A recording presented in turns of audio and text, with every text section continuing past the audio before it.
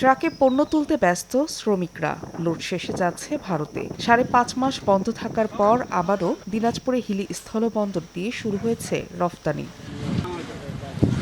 পণ্য আমদানিতে ভারতের অনীহা, নানা জটিলতা ও নিষেধাজ্ঞার কারণে দিনে দিনে রফতানির পরিমাণ শূন্যে নেমে আসে। দীর্ঘদিন পর আবারও বন্দর দিয়ে ম্যাঙ্গো ড্রিঙ্কস ও সুপারি পাঠানোর মধ্য দিয়ে চালু হলো রফতানি বাণিজ্য।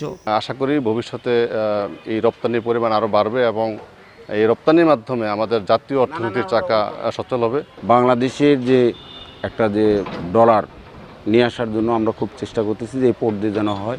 আমরা যদি সরকারের সহযোগিতা পেয়ে থাকি তাহলে আমরা অতীতের মতন আবার পর্যাপ্ত পরিমাণ আমরা এক্সপোর্ট করতে পারবো। রফতানি কার্যক্রমে সব ধরনের সহযোগিতা দেওয়ার কথা জানিয়েছে কাস্টমস কর্তৃপক্ষ।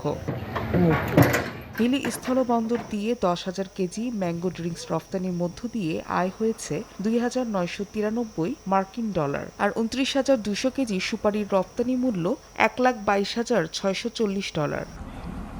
সময় সংবাদ, হিলি।